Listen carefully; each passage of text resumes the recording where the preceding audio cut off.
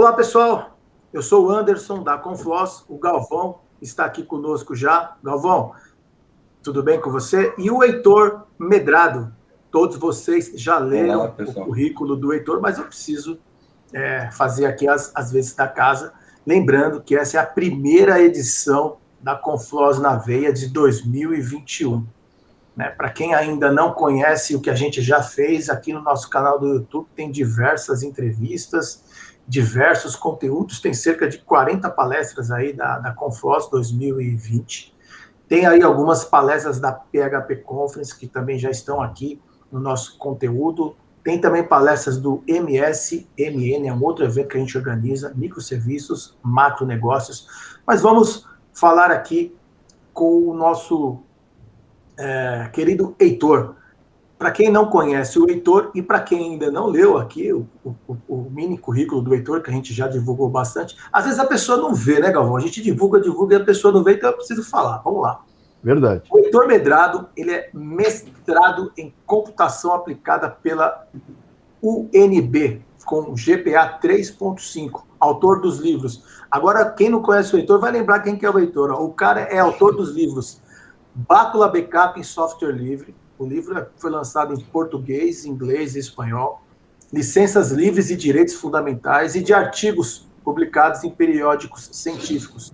Também ministra aula de Bácula, Alfresco e WordPress na udemy.com, com mais de 3 mil estudantes e mais de 82 países. É pós-graduado em gerenciamento de serviços de TI, segurança, em direito do Estado e em gerenciamento de projetos, fundador e consultor e instrutor da Comunidade Nacional de Usuários Bácula.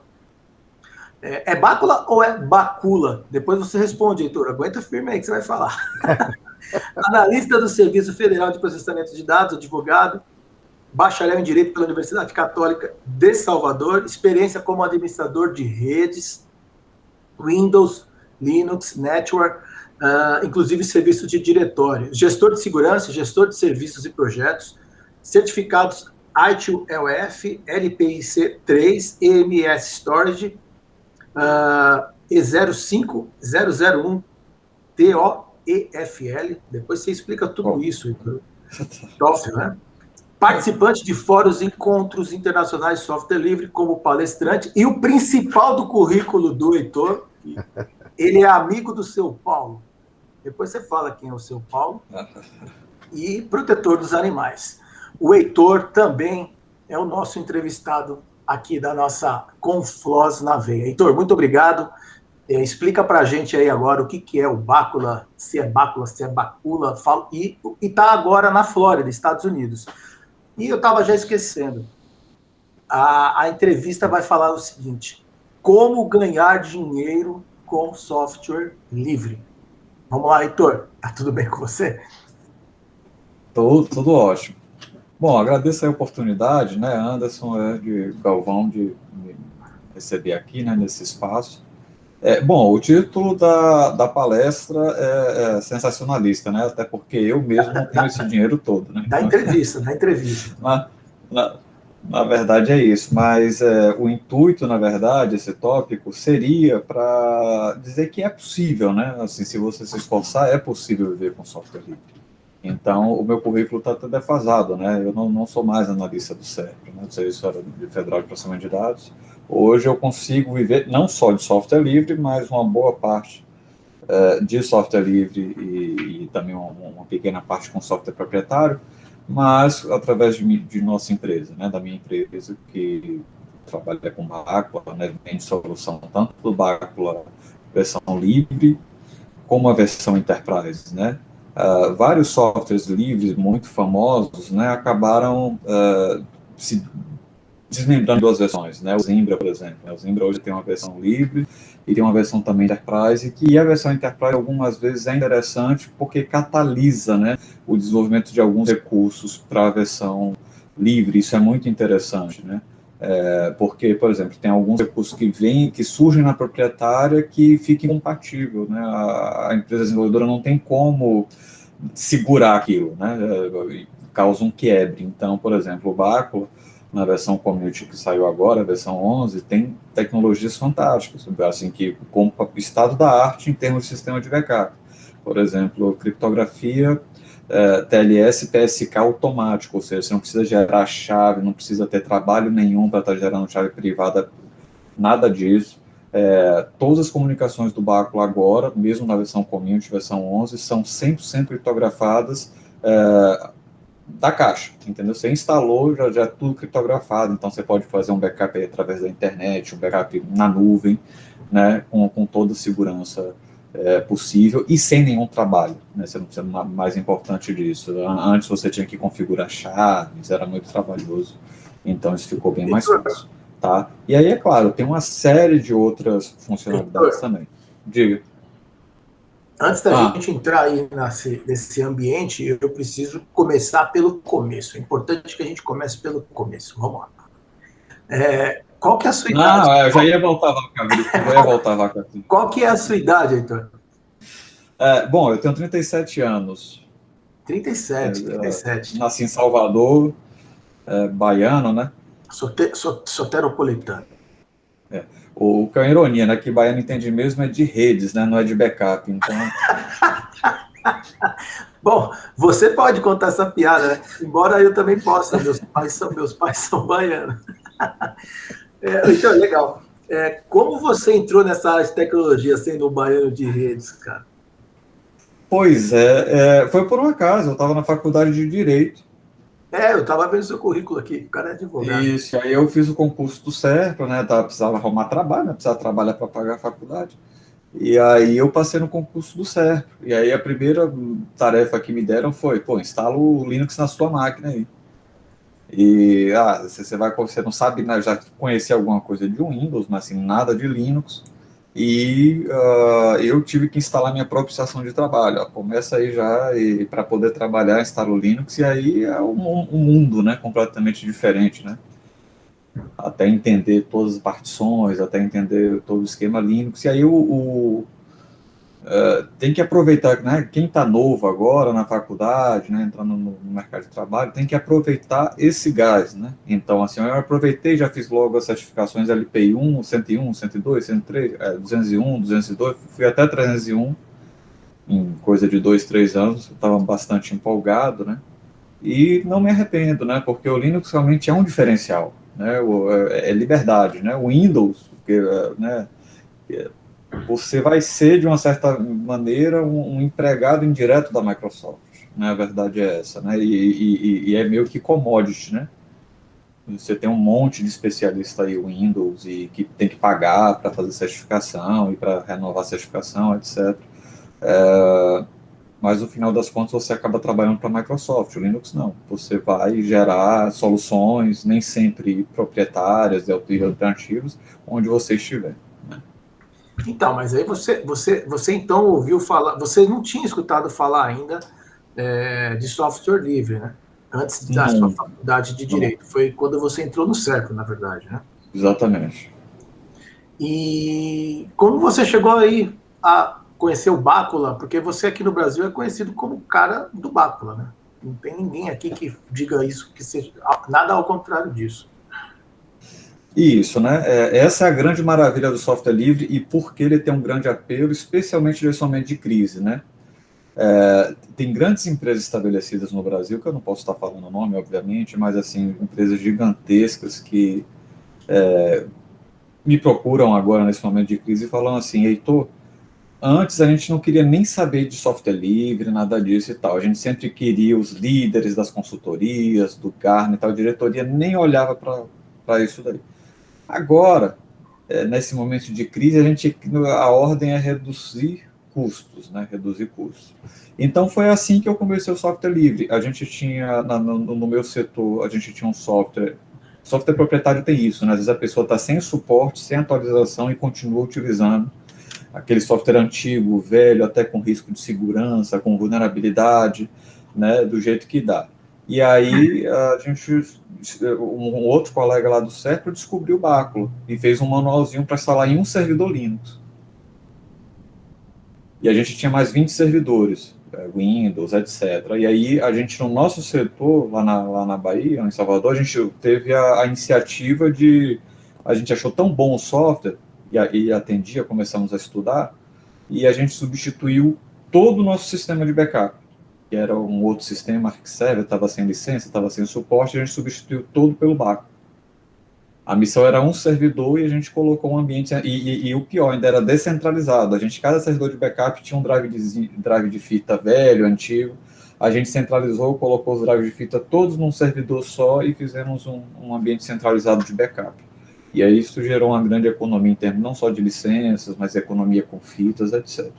Então, isso se repete em todas as empresas hoje. Tem muitas empresas em São Paulo, em todos os estados aí no Brasil, que usam Bacula, você nem imagina, que utilizam Bacula para centenas e milhares de servidores. Legal, Heitor. Como foi que você acabou saindo do Brasil e no Pará e na Flórida? Como é que é? Conta um pouco sobre isso. Isso é uma história bastante curiosa que tem tudo a ver também com a questão do software livre. Né? O software livre me permitiu, né, como eu fui um dos primeiros a trabalhar com Bacula, atuar na comunidade, até fundar a comunidade, etc. Isso gerou uma série de trabalhos, né, publicação de livros, etc. Minha esposa sempre teve esse sonho de vir estudar aqui nos Estados Unidos, né, e, por coincidência, até isso, o software livre foi que viabilizou, porque ela falou assim, não, Heitor, tem um visto, alguns países têm esse visto, tá? Não só os Estados Unidos, mas a Inglaterra, eu creio que a Suíça também, que é um visto de habilidades extraordinárias, ou seja, você é uma pessoa que tem um currículo bacana, que já fez pós-graduação, mestrado, tem livro publicado, tem curso publicado, né, videoaula publicado. Minha esposa falou, Heitor, eu quero me aplicar para esse visto aqui para você. Aí eu falei, pô, tá louco, cara, assim, normalmente isso é para personalidade, pesquisadores, né? O Justin Bieber, o cantor, tem esse visto, mas assim, nada a ver. Eu falei, pô, nunca vou conseguir esse negócio. E aí minha esposa foi, peitou, não, vamos fazer e tal, não sei o que lá, e foi aprovado. Por conta do livro de Bacula, por conta de todo o trabalho de comunidade de software livre. Legal, então a sua esposa é a culpada. Exatamente. Você e é um visto muito. E é um visto que, assim, o pessoal que investe, né, tem muita gente que investe dinheiro para poder conseguir um green card, né, nos Estados Unidos, né, então é um visto que tem muito valor e tudo para a gente saiu de graça por conta do software livre. Os livros que você escreveu, eu suponho que devam ter tido papel fundamental, né? Com certeza. O livro, ele é um cartão de visita, né, tremendo, e para quem trabalha com software livre, também para quem vende serviços, etc., é o tal do público notório saber. Né? Então, até para você vender para o governo, facilita. Né? O seu e-mail de contato é bacula.org, não é isso? Não, o meu é o heitor@bacula.com.br. Isso é uma coisa que... Isso. Bacula.org é o projeto do Bacula Software Livre. Né? O community é o bacula.org. A minha empresa é a bacula.com.br ou bacula.lat, de América Latina. Meu site é o Bacula. Hoje, os dois respondem, né? E tem a Bacula Systems, que é a empresa lá da Suíça que faz a versão Enterprise do Bacula. Tá, agora vamos explicar para a gente como que se ganha dinheiro com software livre.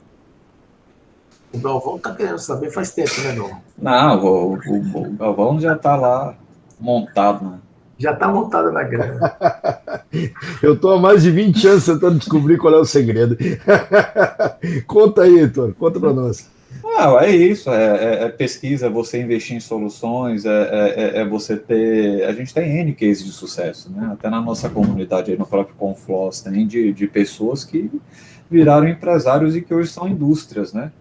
São verdadeiras indústrias. Você tem o Cabelo, você tem o Júlio Neves, o Júlio Neves faz mais de 30 treinamentos por ano, 40 treinamentos por ano, né, de Shell, que é uma coisa super útil, né, videoaula, que é a base, né, o berço do software livre é o Shell Script, expressões regulares, né, mas a gente tem N exemplos, então é através dessas iniciativas, seja na iniciativa privada ou pública, né, substituindo aí alternativas, ainda mais nesse momento de crise que nenhuma empresa está comprando muita coisa, mas também iniciativas privadas, treinamentos, cursos. Você veja, quando você falou de Alfresco, né, que está no meu currículo, esse meu currículo está desatualizado, eu até estou descontinuando o curso de Alfresco, porque eu não tenho condição de falar de Alfresco, de WordPress, meu foco é bácula e etc. Mas, enfim, até hoje, até outro dia, não tinha uma empresa ou alguém, assim, referência de Alfresco no Brasil.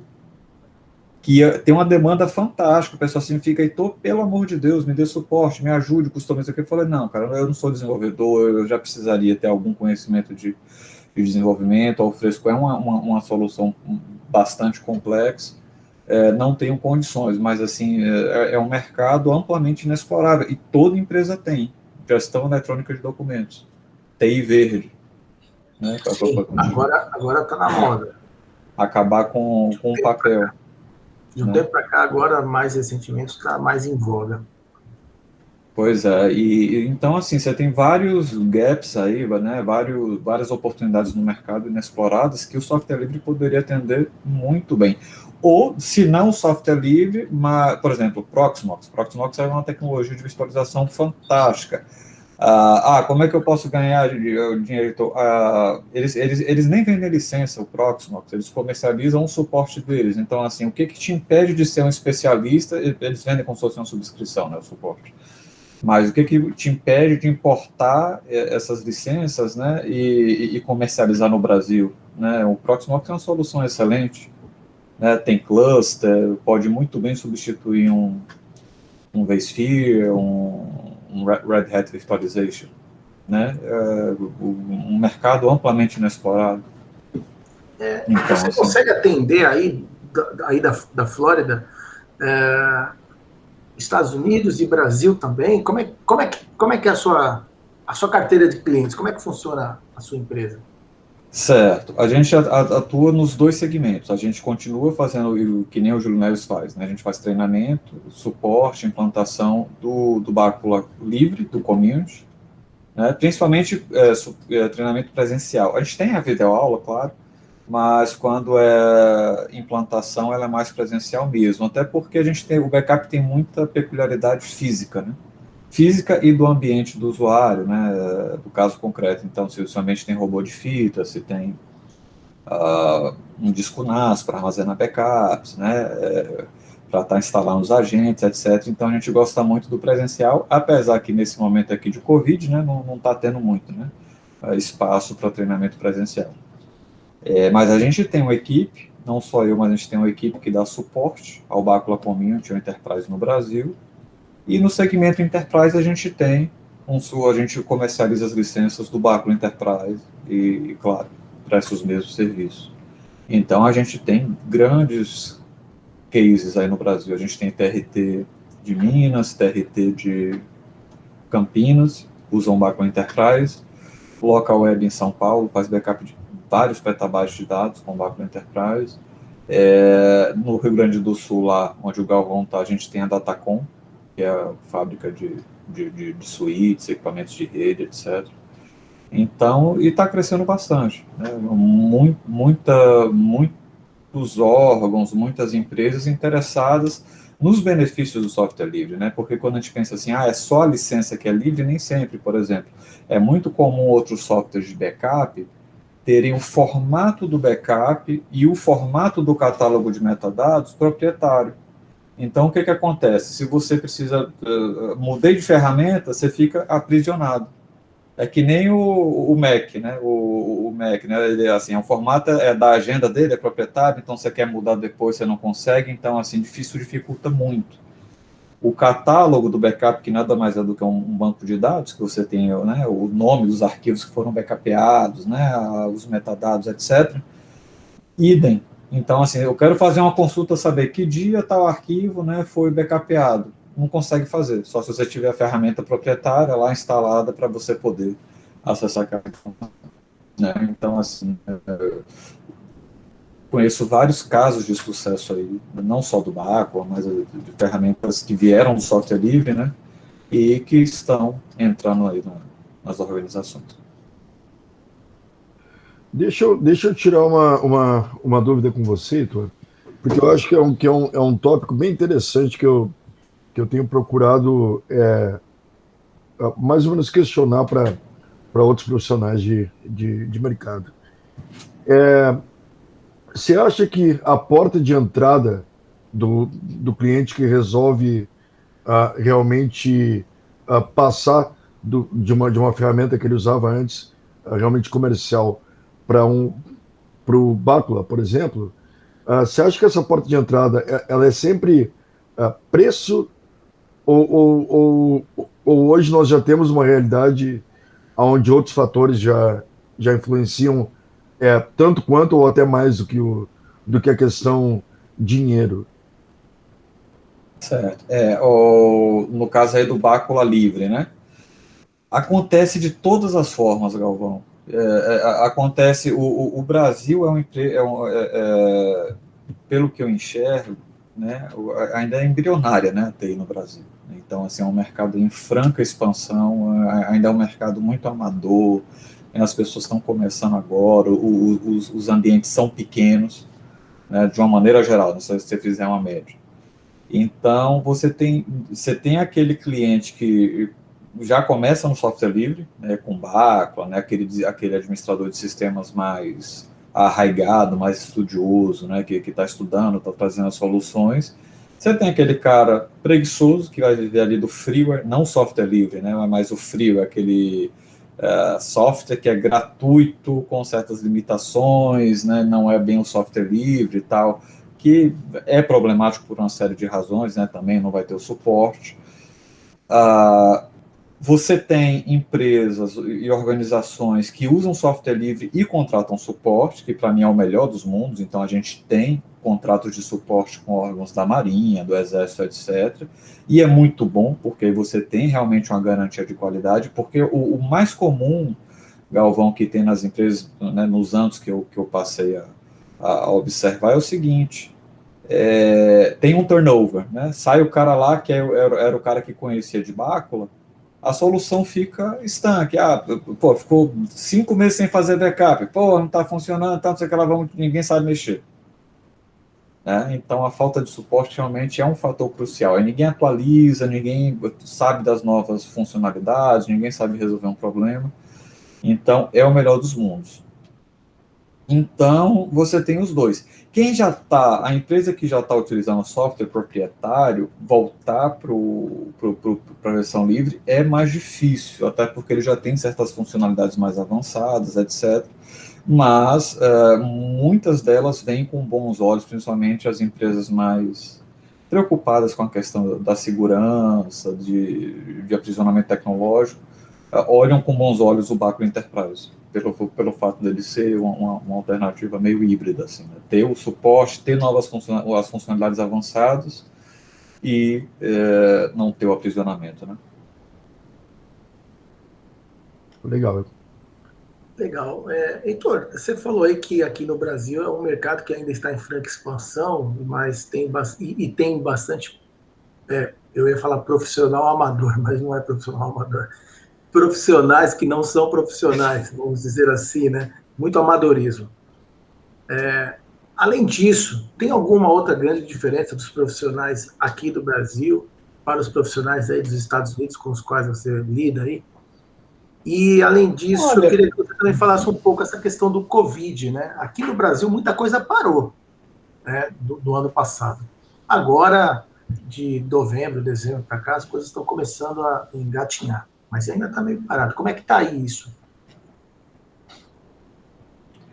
Olha, essa questão do perfil profissional não é uma crítica, assim, não só ao país, né? Assim, os ambientes de TI no Brasil são pequenos. Aqui percebe-se que você tem ambientes um pouco maiores, na média, você tem uma carência de profissional relativamente até grande, exige-se muito do mercado aqui, o mercado estrangeiro, até onde eu sei, exige bastante, mas é mais organizado, né, as coisas, né? Assim, no Brasil, a percepção que eu tenho é que algumas vezes, né, os perfis de profissional, né, que o mercado busca também são perfis que o cara é desenvolvedor, é analista de sistemas, tem que fazer tudo, né, de tudo um pouco, né, não tem uma coisa mais...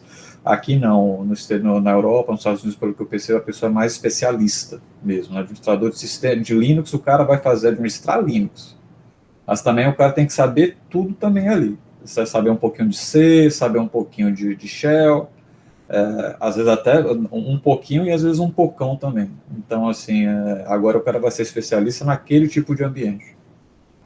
E o Covid impactou muito, né? Impactou no mundo, eu acho que parece um pouco com o que eu acompanhei do Brasil. Eu estive no Brasil durante a pandemia, porque eu precisei e não tinha como adiar, mas tomando todos os cuidados, é claro.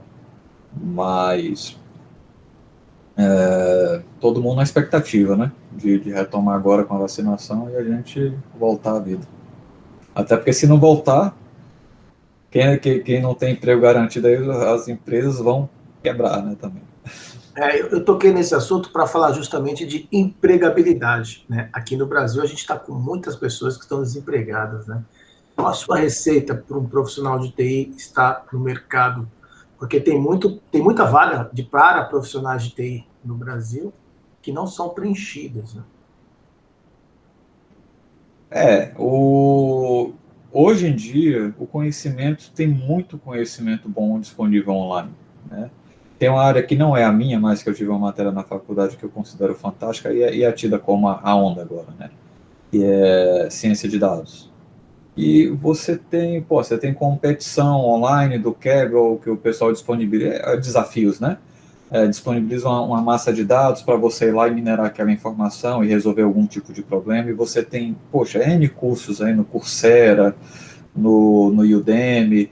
No Coursera, pô, tem um monte de curso, inclusive gratuito. Você só paga uma taxinha, sei lá, alguns dólares, se você quiser ter o certificado realmente. Então, assim, realmente, só não consegue, né, aquele know-how quem não quer, né, quem não quiser ou quem não está focado, né, em uma habilidade. Então, assim, o que eu recomendo pô, você gosta de mineração de dados, que é uma coisa muito nova, você gosta de Linux, você gosta de administração de sistema, estude.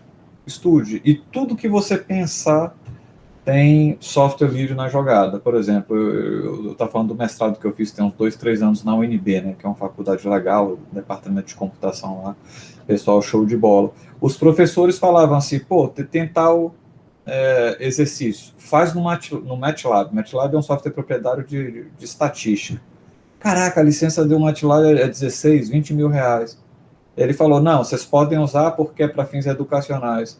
Eu fui lá, achei uma alternativa livre, entendeu, no Linux. Não lembro o nome agora, acho que era GNU-Lab, alguma coisa assim.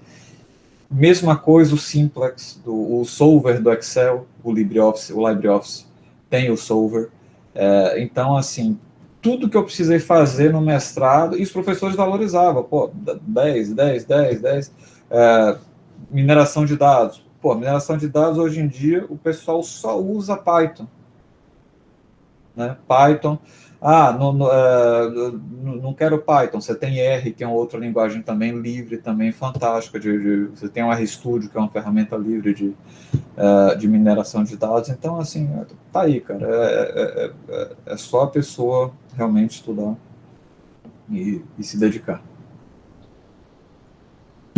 Heitor, fala um pouco para a gente da sua visão de software livre e transformação digital, que é o que está todo mundo falando no momento, né?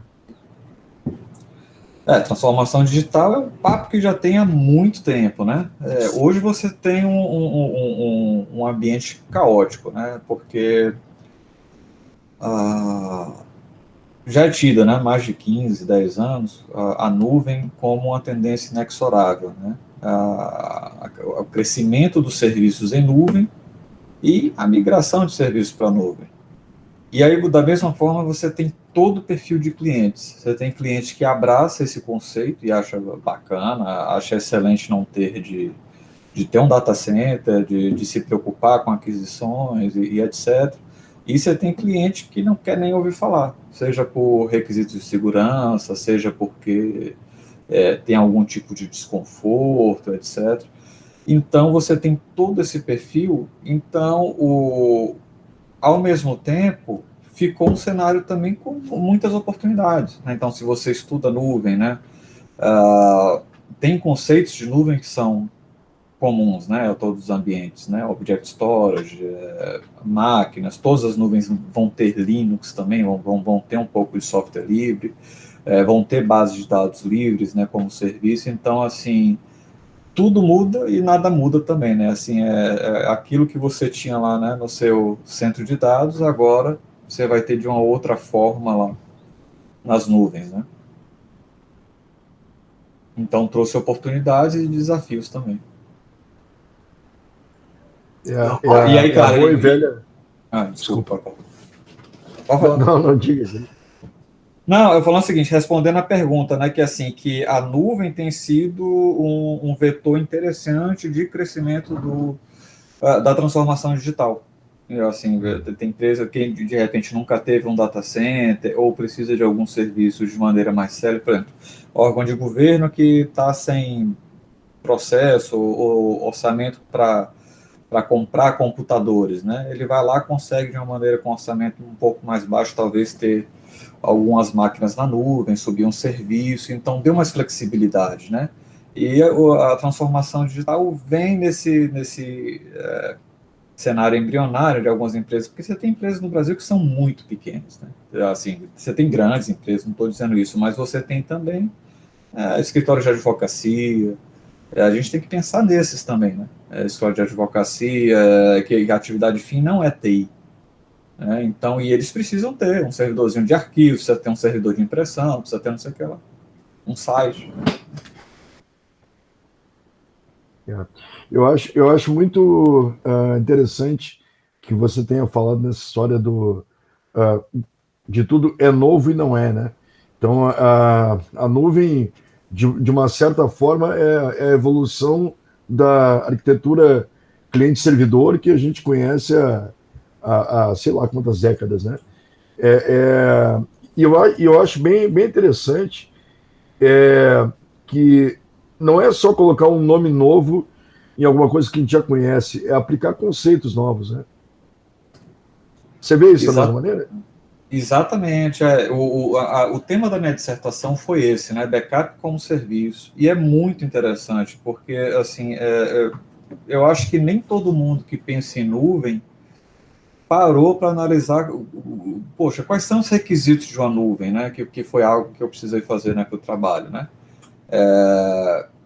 E tem isso, obviamente, na academia, né? Assim, o que uma nuvem precisa ter. E é muito interessante, né? A questão de, não só a questão das coisas óbvias, né? De ser pay-per-use, né? Você paga o quanto você consome, de ser uma coisa mais dinâmica, etc. De ser escalável, né? Ter uma presunção de escalabilidade ao infinito, etc. Mas de ser também, precisa ser intuitivo, né? Os sistemas precisam ser autodescritivos, né? Assim, te ensinar a usar o próprio sistema. Tudo isso para quê? Para você ganhar em escala, né? Para você ter escalabilidade, né? A Amazon tem um suporte, a AWS tem um suporte, mas assim, você vai utilizar aquilo dali em última situação, não é para ser uma regra geral, não é verdade? E os conceitos introduzidos aí, Object Storage, né, enfim, que a gente utiliza muito no backup, né? Isso aí é um mundo, né? Porque assim, cada player, Microsoft tem um formato dela, a Amazon tem um formato dela, é a mesma coisa, né? Mas também tem isso, né? Que os vendors, eles fazem implementações diferentes. Então surgiram vários papéis aí. Você tem um papel do broker, né? Aquele cara que conhece de várias nuvens diferentes. Onde é que é melhor para ter um serviço de Linux, né? Um Apache é melhor na Amazon, é melhor na Oracle, etc. E eu sinto muita falta também de você ter nuvens competitivas. E eu acho que existem algumas iniciativas no Brasil, né, de nuvens brasileiras. Eu conheço uma lá em São Paulo, acho que é a Binário Cloud, inclusive, mas eu não conheço muitas, né? Que é uma coisa interessante, né? A gente ter também, né, eu não sei como que a gente poderia pensar nisso, né? Uma nuvem que, inclusive, de repente, que privilegiasse, né, o uso de softwares livres, apesar que você já tem muito software livre, né, que o próprio Ceph, né, Ceph é um Object Store, proporciona Object Storage, né, de maneira muito eficiente, muito bacana. Então, está cada vez mais caótico, né, ainda tem o Covid aí, é tempo de estudar e de se aprofundar aí nas nuvens. Tem que estudar, não é mole. Heitor, como que você usou, se é que você usou, o que você aprendeu na faculdade de Direito no software livre? Olha, aquele outro Quais livro que eu foram os tenho, links que você consegue fazer? aquele livro que eu fiz, que não é foi um TCC, né, que eu fiz, que assim, esse não é um livro para ser vendido, né, esse é um livro, uma viagem teórica minha, né, que é o Liberdades Fundamentais e Software Livre, né, de Direitos Fundamentais e Software Livre, é uma reflexão, né, na verdade, quem fez essa reflexão, se eu não me engano, foi o John Maddox, foi uma palestra dele muitos anos atrás, que ele falava de certas coisas, certos sistemas, que só foram possíveis através de licença livre, né, o Creative Commons, né, o copyleft, a exemplo de um site que é utilizado por micologistas, né, micologista é quem estuda fungos, e que por ano surgem, não sei quantos, 4.000, 5.000 espécies de fungos no mundo inteiro, e aí tem uns doidos que ficam, a diversão deles é descobrir novas espécies. Então eles ficam tirando foto, posta lá nesse sistema, é claro, tem que ser copyleft, tem que ser Creative Commons para o sistema permitir que você poste e aquilo dali ser colaborado. Tal. Então, assim, existem números. Aí, claro, que meu livro tem todos esses cases de pesquisa, se as pesquisas fossem compartilhadas, né? Por exemplo, a vacina do Covid saiu em tempo recorde, né? E você teve uma colaboração aí tremenda, né? Da China com o Butantan, de não sei, de laboratório tal, com laboratório não, você veja, pô, que agilidade, cara. Então agora você veja... Muito boa essa relação, colaboração. Né? Se você tivesse... É o compartilhamento das pesquisas, né? Então, assim, se as pesquisas não fossem... Poxa vida... as próprias pesquisas acadêmicas, né, a gente fica à mercê dessas revistas, né, que fazem as publicações, que, claro, elas têm seu papel, precisam, né, realmente ser remuneradas de alguma forma, mas o conhecimento fica ali realmente preso, né, os artigos científicos, né, uma ou outra revista que é acesso livre, e as outras você tem que pagar para ter acesso aos artigos, né. Então, se isso daí tudo fosse compartilhado, o direito fundamental à vida, por exemplo, à saúde, né, que está na nossa Constituição, né, brasileira, inclusive, direito fundamental à saúde. Esses direitos fundamentais ele tem eficácia imediata, ou seja, só pelo fato de estar escrito, cumpra-se. Ou seja, todo mundo no Brasil teria que ter o quê? Saúde pública gratuita e de qualidade, que nem sempre acontece. Né? Então, o grande problema desses direitos fundamentais é a eficácia, você tirar eles do papel e converter eles em direitos efetivos. Então, claro, além do direito à saúde, a gente tem outro N de direitos, né, que as licenças livres, não só o software livre, né, mas assim, as licenças livres ajudam, né, a construir, a favorecer. Heitor, a gente está quase chegando aqui ao final do nosso bate-papo. Precisamos seguir aqui a questão do cronograma, né? Mas dá tempo ainda. Eu queria que você falasse um pouco dos livros que você tem e como que a pessoa pode comprar seu livro, como é que faz para adquirir o seu livro. Certo. O meu livro, ele é publicado pela editora Brasport, eu não tenho nenhuma ingerência sobre ele, que o pessoal assim, pô, me manda o e-book e tal. Cara, nem que eu quisesse, eu não tenho ingerência sobre o sistema, não consigo, tá? O desconto que eles me dão, no final das contas, acaba que vira o desconto que eles têm lá no site. O site da brasport.com.br é o lugar mais barato que o aluno vai encontrar o livro. É claro, vende o e-book, vende o impresso e nas livrarias também, na Amazon, na Saraiva, também vai ter o livro. Eu acho que não sei se ainda tem o livro de direitos fundamentais e software e licenças livres de direitos fundamentais. Eu acho que ainda tem, quem quiser, quem tiver interesse, deve estar também no site da Brasport. Você tem o link? Você pode passar o link que eu coloco no descritivo depois, tá? Depois você me manda os links que eu ponho no descritivo aqui do YouTube, que o cara só vai lá e clica. Tá. O livro do Bácula está na 4ª edição, tá? Está bastante atualizado, bastante recente, está com todas as novidades aí que vieram agora na versão 11 do Bácula. O que a pessoa aprende com esse seu livro? Do básico ao avançado, coisas mais básicas? Fala um pouquinho sobre isso. Do básico ao avançado, Anderson, tá muito mais fácil o Bácula agora, tá? O Bácula, para você ter uma ideia, até uns 5 anos atrás, o desenvolvimento deles, o desenvolvedor era bem Caxias, sabe? Ele falava assim, não, a gente vai desenvolver o software e aí as comunidades, né? O Debian, a comunidade do Debian, do CentOS, compilam, tá certo? E isso nem sempre é bacana, porque assim, cada comunidade tem suas crenças, certo? Seu método de agir. Então, por exemplo, cara, a comunidade do Debian me mata. Os caras compilam o Bácula e colocam assim, ó, destino inicial de backup, que é o archive device, coloca /tmp. Aí o cara vai começar a fazer backup no /tmp, reiniciou a máquina, perdeu todo o backup. Você entendeu? Por quê? Porque o cara quer que, miserável, você vai usar aqui o software livre, mas você tem que saber o que você está fazendo.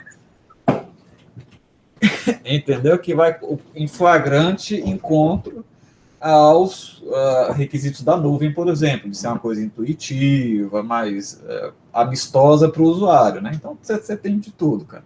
Então, assim, aí por conta disso, o Bácula.org, o projeto falou, não, a gente vai começar a fazer pacotes nossos, mais atualizados, mais intuitivos, com interface gráfica.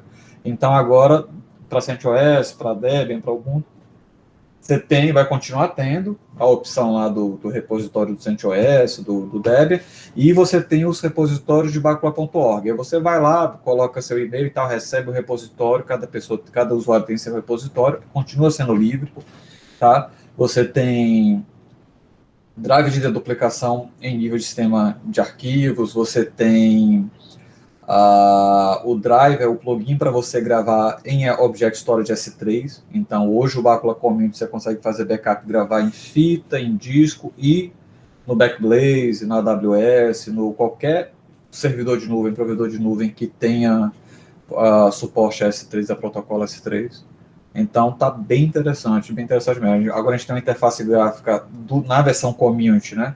Chamada Baculum, então é algo que ficou também durante muitos anos. Tinham outras interfaces livres, mas nenhuma tão completa quanto essa. Então está crescendo bastante e a gente tem, eu acho que a gente é a maior comunidade de backup do Brasil, tanto de software proprietário quanto livre.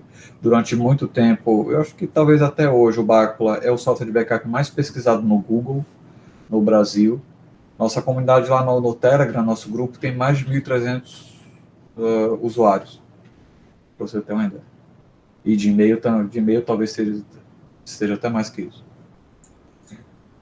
Heitor, o que você está lendo agora, cara? Você está lendo o quê? Cara, eu estou lendo Homo Sapiens. Eu comecei pelo Homo Deus, que é um livro de um pesquisador na história do israelense, muito inteligente, e agora eu estou no meio do Sapiens. Só que aí eu estou devagar, porque o livro é bastante... Tem muitas pérolas históricas, muitas... Tem que ler devagar. Aos pouquinhos. Estou na metade, mais ou menos. Cara, você falou bastante, eu ia te pedir conselhos para o público aqui do Brasil relacionado a software livre, Bácula, mas você já acabou dando pitadas aí no decorrer do nosso bate-papo. Eu peço que depois você compartilhe com a gente os links para a pessoa comprar o seu livro, ter mais informações sobre o seu livro. Você pode passar também o link dos seus cursos.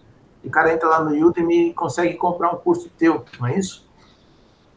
Consegue sim. A gente tem um curso, são 3 cursos. Você tinha perguntado do Bácula, né? Do básico ao avançado. Sim, o livro cobre do básico ao avançado.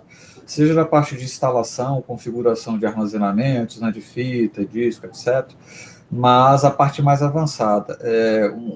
Algo que pouca gente sabe, conhece, é que é o seguinte: se você não tem uma ferramenta de backup, né, qual é o seu instinto natural? É fazer um script, né?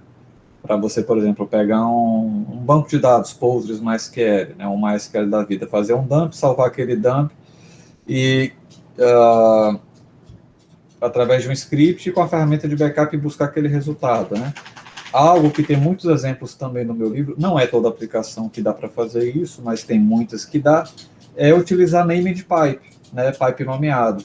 Então, qualquer fluxo de dados que você consiga, né, através de... E o Backlog tem um plugin para isso próprio, né, que é o bpipe.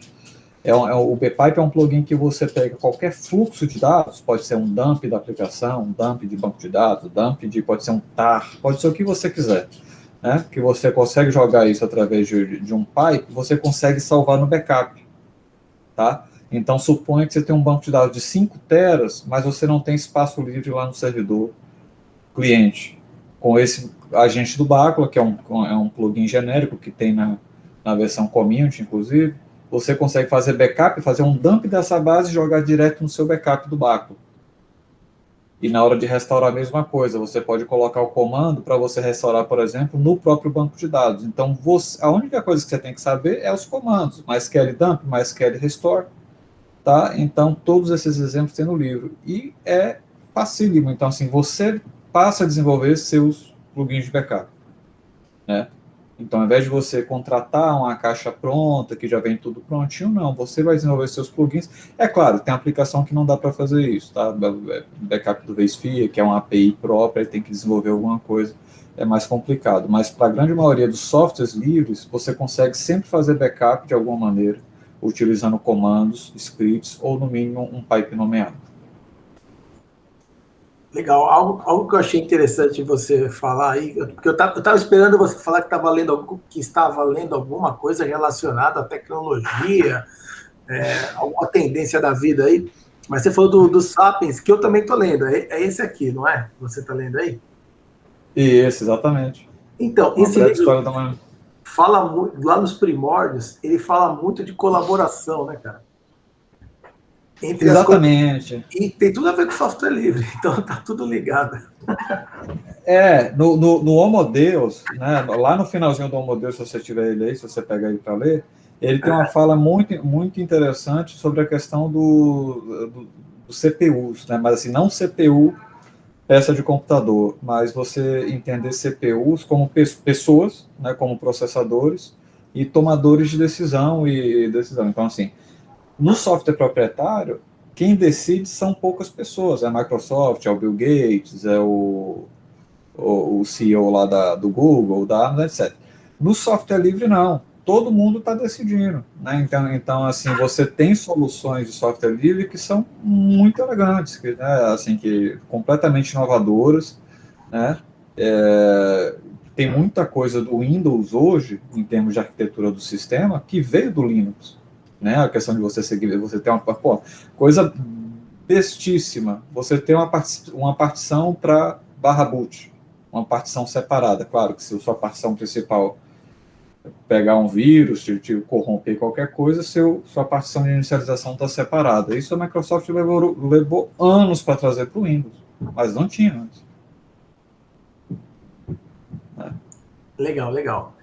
Bom, Galvão, acho que está na hora de vocês contar para o nosso público quem que é um dos palestrantes da Confloss de 2021. E depois eu queria que você também falasse um pouco, Heitor, dos seus projetos futuros. Um deles o Galvão já vai falar aí.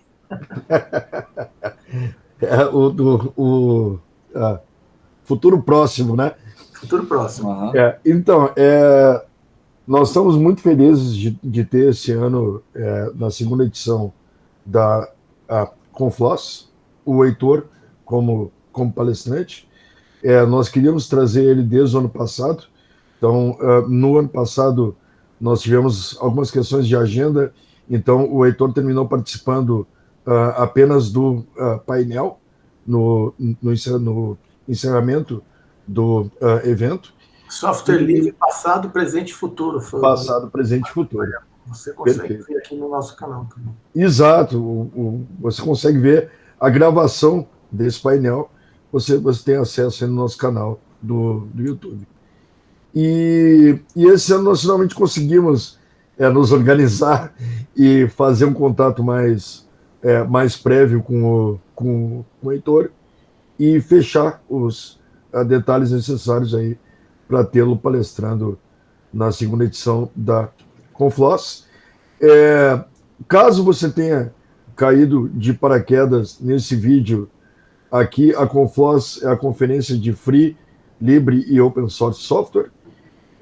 um novo evento dentro do cenário de software livre brasileiro, e a segunda edição do evento acontecerá esse ano, de 19 a 22 de agosto, e a gente está muito feliz de ter o Heitor dentro do evento, apresentando esse conteúdo fantástico aí para o nosso público. Então, Heitor, formalmente e informalmente, eu queria dizer para você muito obrigado, cara. É um prazer enorme realmente ter você junto com a gente.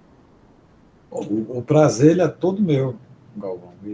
Legal. Tirando a sua apresentação na Confloss em 2021, agora em agosto, que a gente ainda não sabe o que você vai falar exatamente, mas a gente vai alinhar aos poucos e você acompanha pelo nosso canal, pelas nossas redes sociais, e o título da palestra ainda, ou do curso, a gente ainda vai ver, do Heitor. Quais são os seus outros projetos futuros, Heitor?